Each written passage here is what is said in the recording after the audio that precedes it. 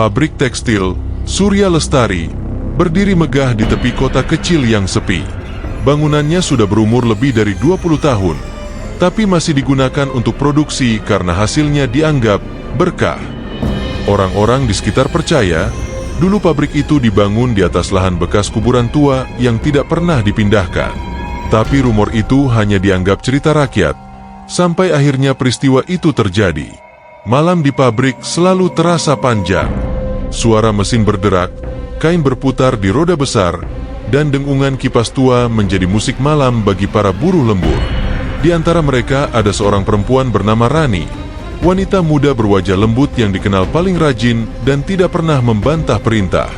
Ia mulai bekerja di pabrik itu setelah suaminya meninggal 2 tahun lalu akibat kecelakaan kerja. Ironisnya, di pabrik yang sama. Semenjak itu, hidupnya seakan dipenuhi beban yang berat.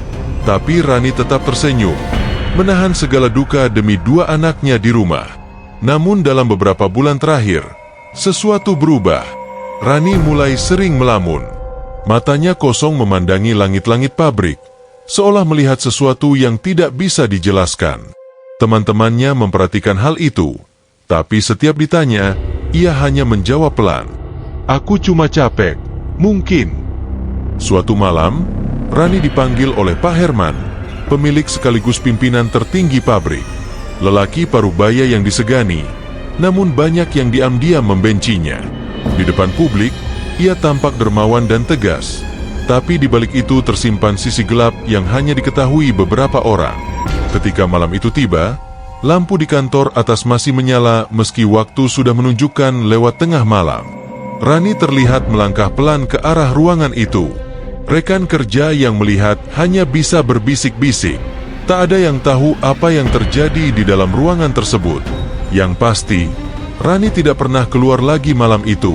Keesokan paginya, seorang satpam menemukan tubuhnya di gudang tua belakang pabrik.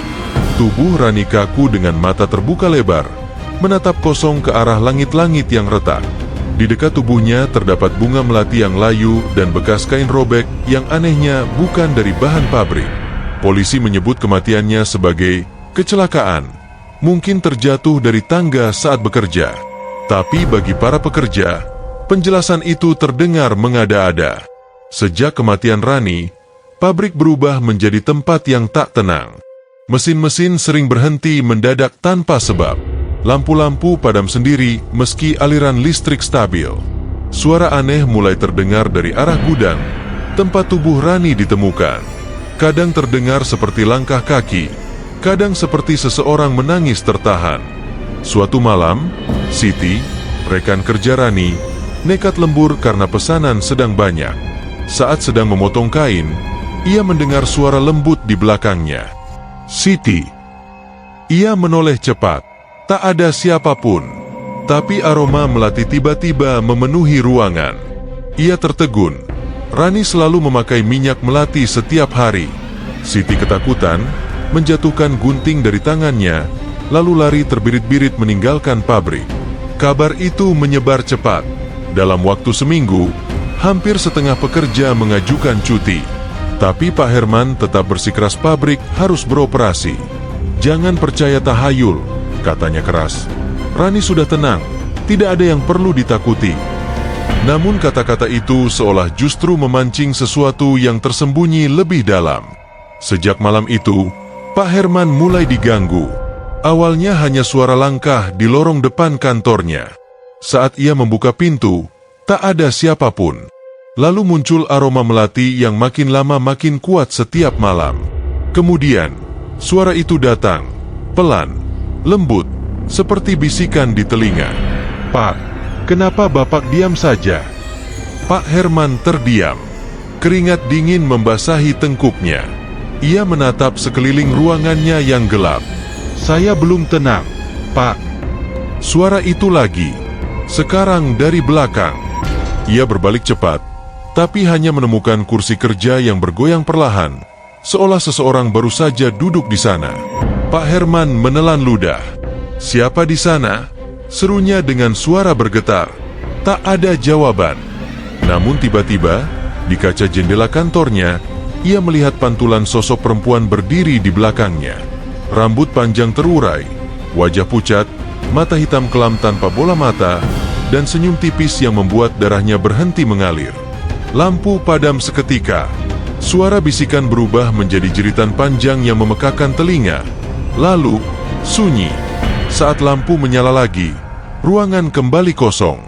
Tapi di meja kerjanya tergeletak setangkai melati segar, masih basah oleh embun, padahal di luar hujan tidak turun. Pak Herman duduk lemas. Di sudut matanya, ia menangkap sesuatu bergerak di lorong.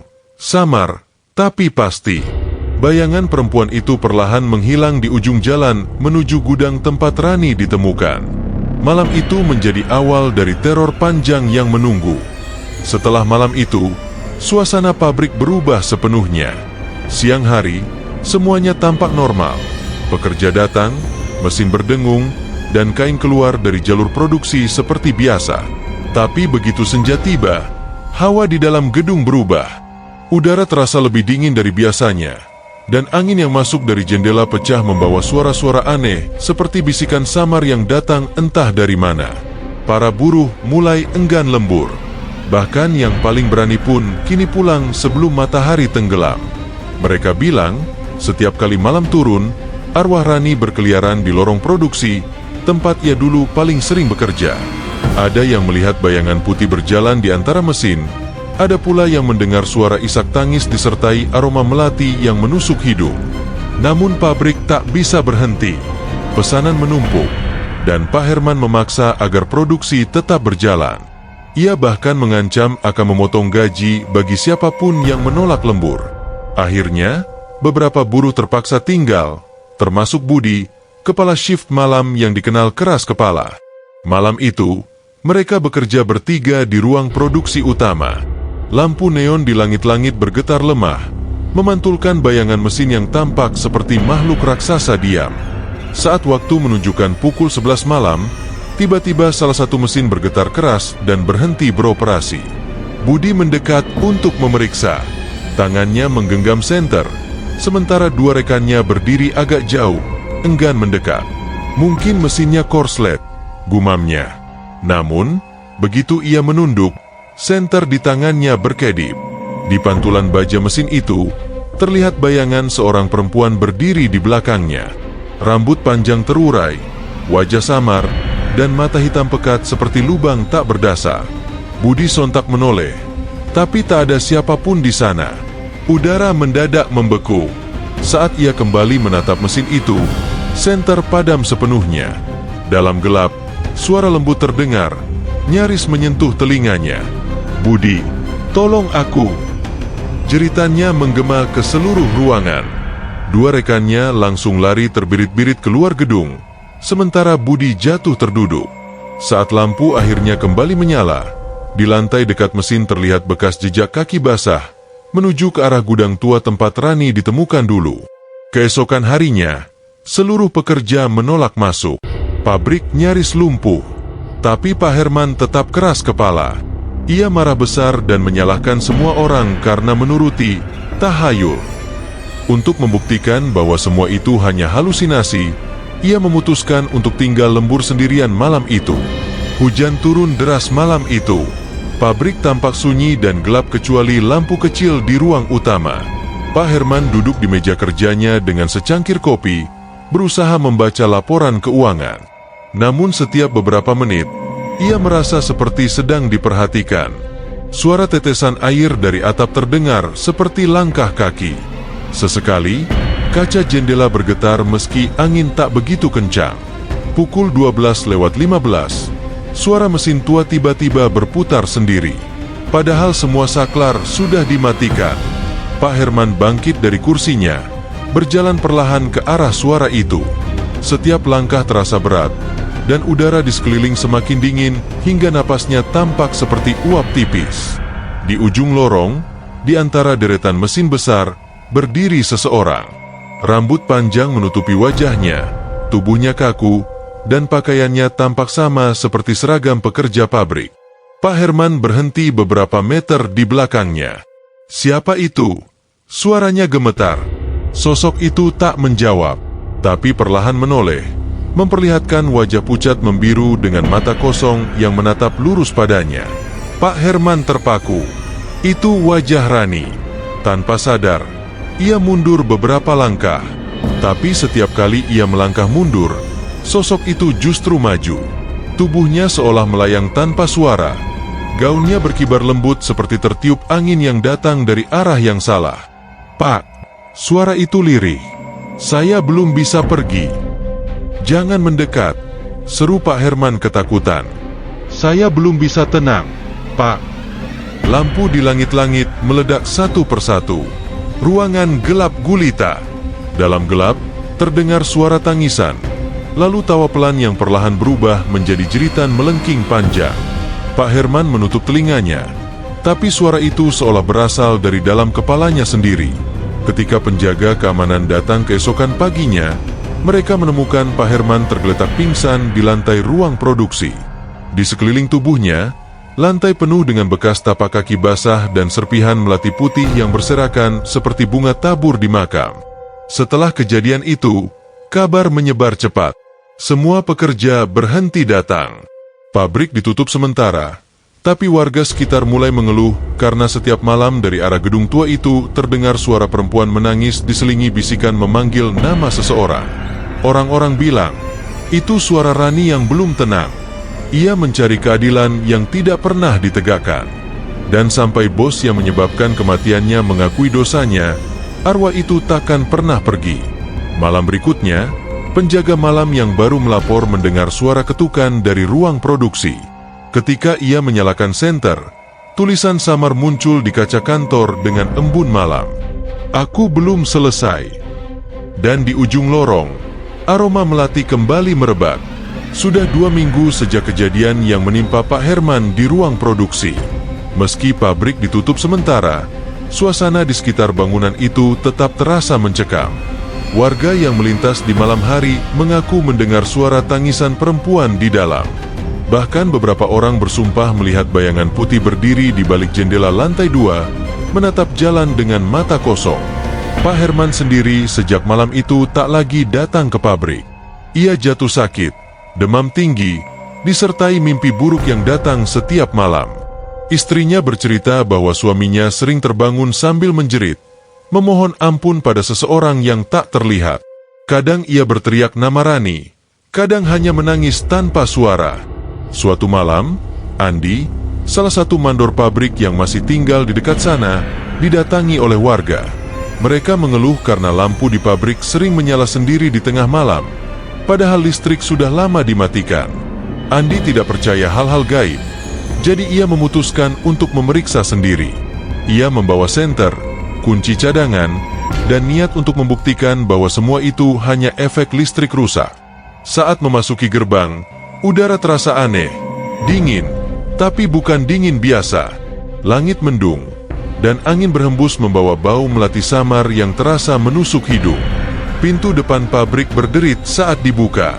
Lorong panjang di dalamnya tampak gelap, hanya diterangi cahaya senter Andi yang bergetar lemah. "Tidak ada apa-apa di sini," gumamnya pelan, mencoba menenangkan diri. Namun semakin jauh ia melangkah, semakin kuat suara gemerisik dari arah ruang produksi. Seolah ada seseorang sedang berjalan di sana. Ketika ia menyorotkan senter ke arah suara itu, sinarnya menangkap sesuatu yang membuat darahnya berhenti mengalir. Sepotong kain seragam pekerja tergantung di mesin tua, basah seperti baru dicuci, padahal pabrik sudah ditutup berminggu-minggu. Ia mendekat perlahan. Di kain itu tertulis nama yang sudah tak asing, Rani. Tiba-tiba, lampu neon di langit-langit berkedip. Sekilas, dalam pantulan baja mesin, ia melihat sosok perempuan berdiri di belakangnya. Rambut panjangnya terurai, wajahnya pucat, dan matanya menatap tajam. "Andi!" Suara itu lembut, tapi mengandung kemarahan yang menekan dada. "Kamu tahu yang sebenarnya. Kenapa diam?" Andi tertegun. Ia tahu. Ia memang tahu sesuatu yang orang lain tidak tahu. Tapi rasa takut menahannya untuk bicara. Ia menutup mata dan berlari keluar ruangan tanpa menoleh. Tapi di setiap langkah, ia merasa seolah ada yang mengikutinya dari belakang. Napasnya memburu.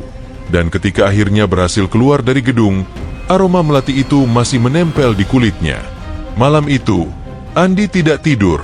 Ia hanya duduk di teras rumah sambil menatap pabrik dari jauh. Dalam hatinya, ia tahu waktunya untuk berkata jujur sudah tiba. Karena selama ini, ia ikut menutupi kebenaran kematian Rani. Beberapa hari setelah kejadian itu, seorang jurnalis muda bernama Laras datang ke rumah Andi. Ia sedang menyelidiki rumor tentang pabrik tersebut. Laras dikenal pemberani, dan kisah misterius seperti itu justru membuatnya tertarik. Ketika ia bertanya tentang Rani, Andi sempat menolak bicara. Tapi setelah melihat wajah serius Laras, akhirnya ia membuka sedikit rahasia. Rani tidak mati karena kecelakaan, ucapnya lirih.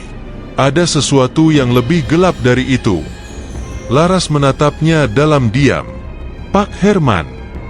Andi mengangguk pelan. Dia, orang terakhir yang bersama Rani malam itu. Tapi kami disuruh diam. Kalau ada yang bicara, dipecat. Ada uang yang diberikan agar semuanya tutup mulut. Laras menulis cepat di buku catatannya. Tapi tiba-tiba udara di sekeliling mereka berubah. Lilin di meja teras bergoyang meski angin tak berembus. Dan dari kejauhan, terdengar suara samar, seperti seseorang menangis. Aroma melati pun kembali muncul. Andi membeku. Dia tahu, dia dengar, bisiknya ketakutan. Rani marah karena kita diam terlalu lama. Malam itu, Laras memutuskan untuk pergi ke pabrik sendiri. Ia ingin merekam apapun yang terjadi di sana sebagai bukti. Dengan kamera kecil di tangannya, ia masuk lewat jendela belakang. Lorong-lorong yang dulu dipenuhi suara mesin kini hanya menyisakan gema langkahnya sendiri. Setiap kali ia menyalakan lampu senter, bayangan di dinding tampak bergerak sendiri. Di ruang produksi, ia menemukan mesin tua yang masih berlumuran debu, tapi di atasnya ada tulisan dengan debu yang terhapus sebagian. Aku belum selesai. Jantung Laras berdegup kencang. Ia menyalakan kamera dan berbicara pelan. Jika ada arwah di sini, aku ingin tahu apa yang terjadi padamu. Tak lama setelah itu, udara mendadak menggigil. Lampu senter berkedip cepat. Dari ujung lorong terdengar langkah kaki pelan mendekat. Laras menahan napas.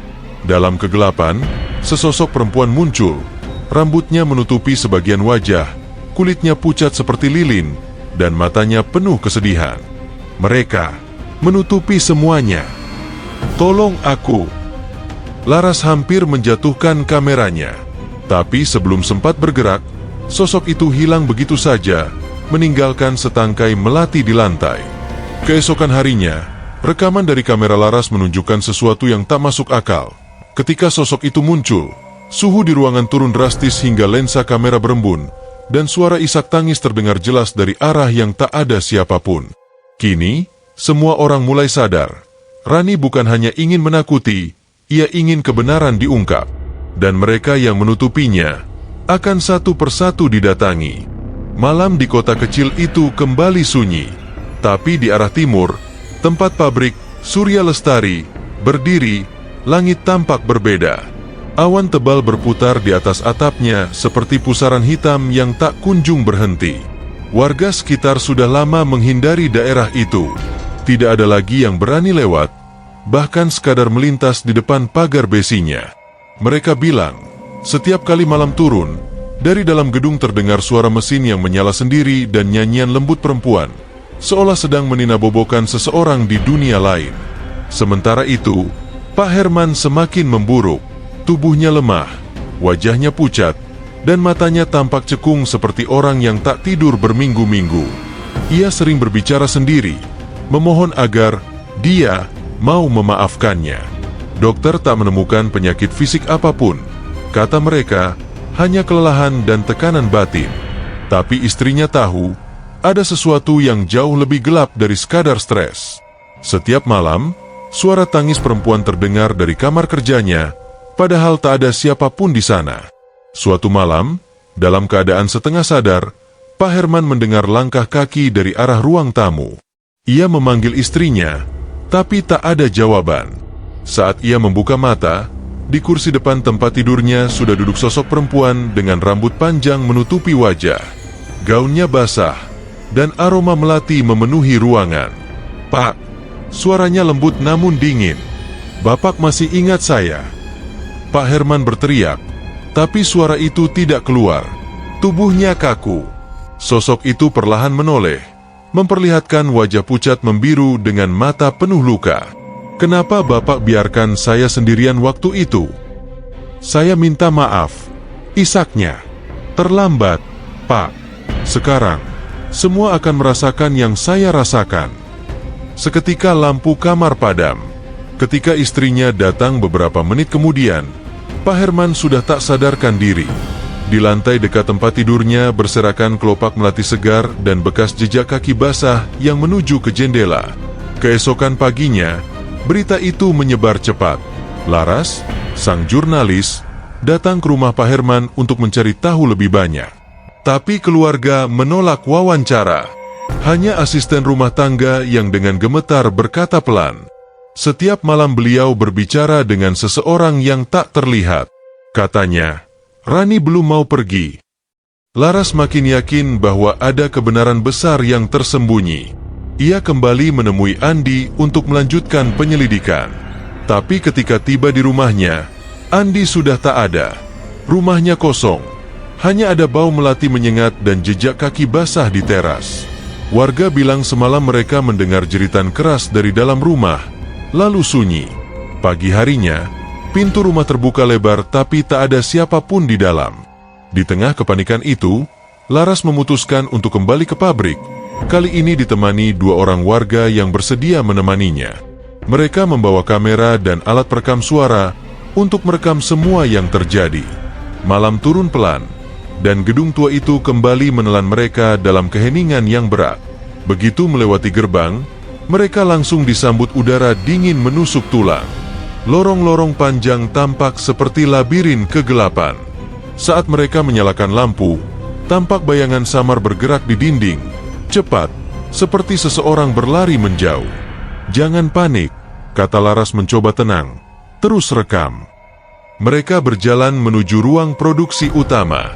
Di sana, mesin-mesin tua masih berdiri seperti raksasa tidur. Tapi anehnya, salah satu di antaranya bergetar pelan meski tak ada listrik sama sekali. Suara berdengung rendah terdengar seperti desahan panjang. Salah satu warga yang ikut mulai ketakutan. "Kita pulang saja, Mbak. Ini bukan tempat orang hidup," katanya gemetar. Namun sebelum mereka sempat keluar, tiba-tiba suara perempuan terdengar dari pengeras suara pabrik yang sudah bertahun-tahun tidak dipakai. "Kalian tahu yang mereka lakukan padaku."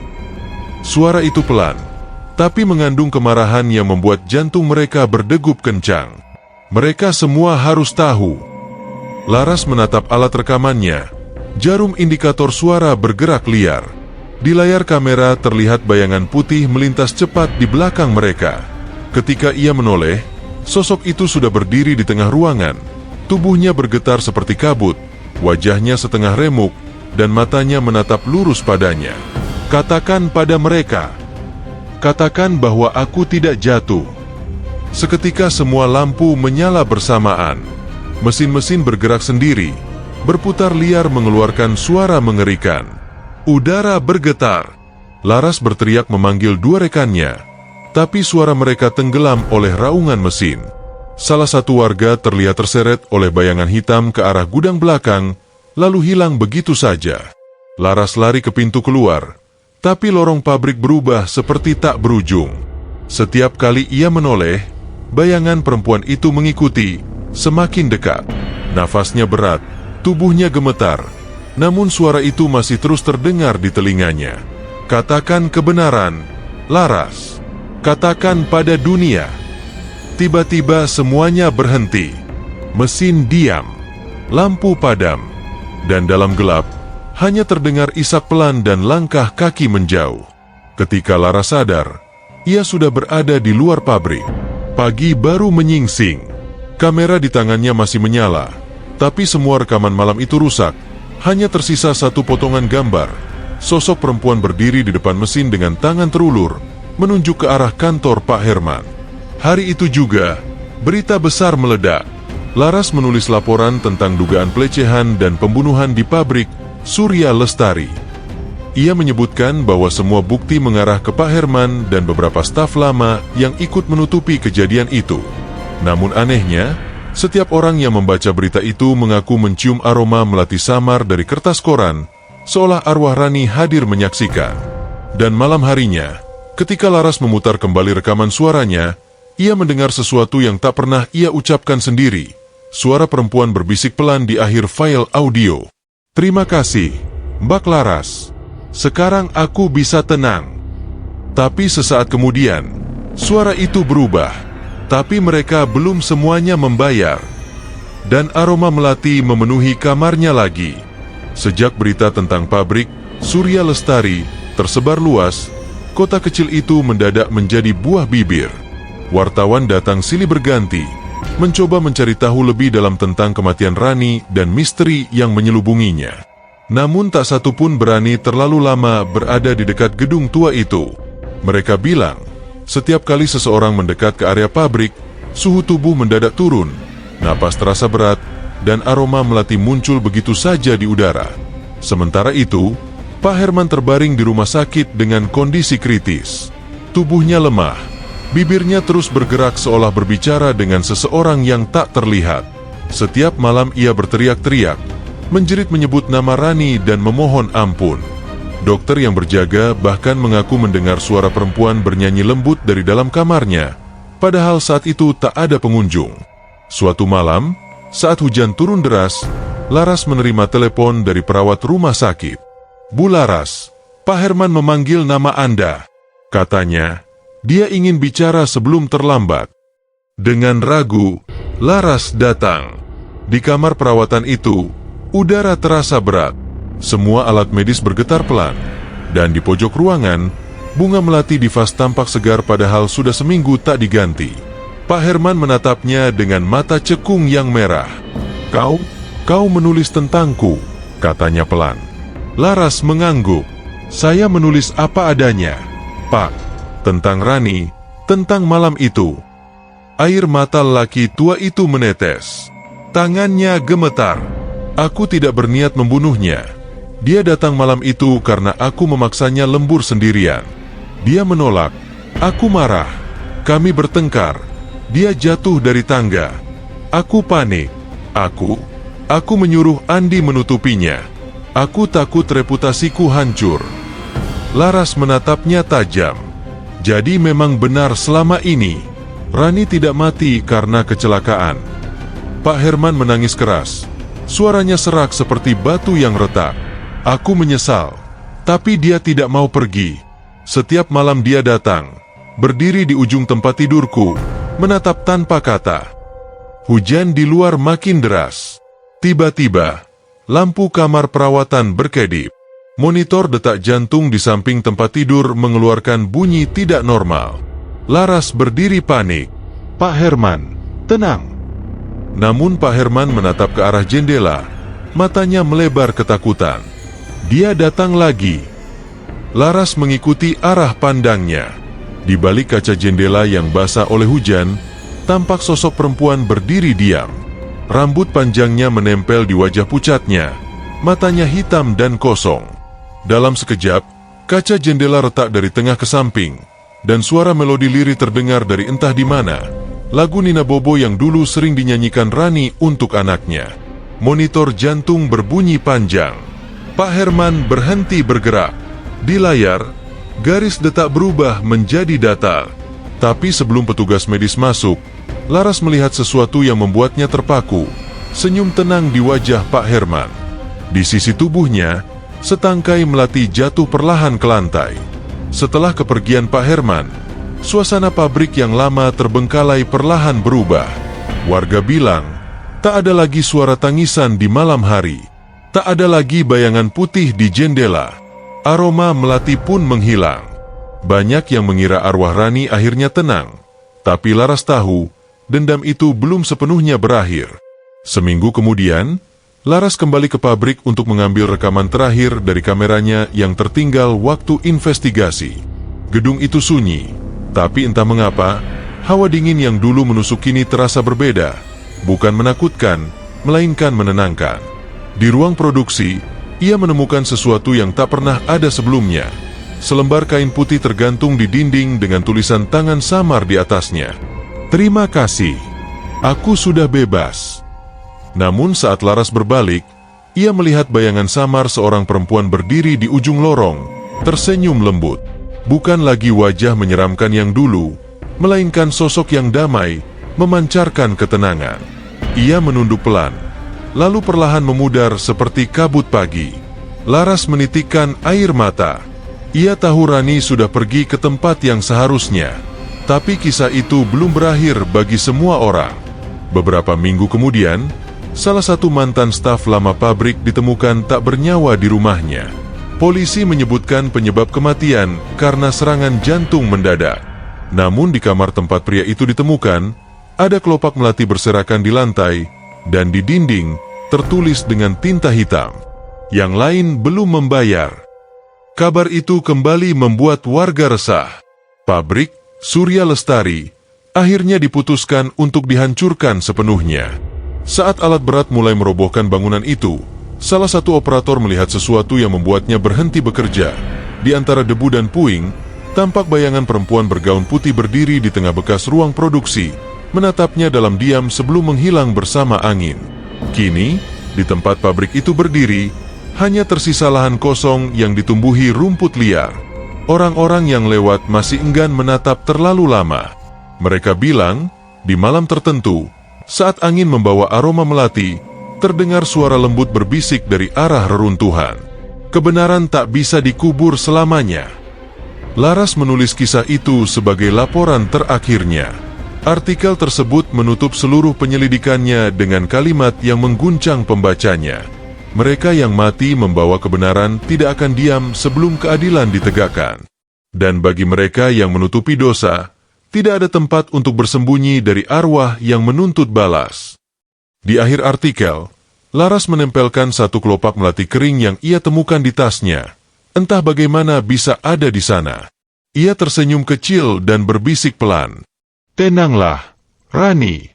Dunia sudah tahu kebenaranmu." Namun saat ia menutup laptop, hembusan angin dingin menerpa dari jendela. Aroma melati menyusup lembut, dan suara perempuan terdengar sayup di telinganya, seolah dari jauh. "Terima kasih, tapi aku akan tetap mengawasi." Dan setelah itu, sunyi.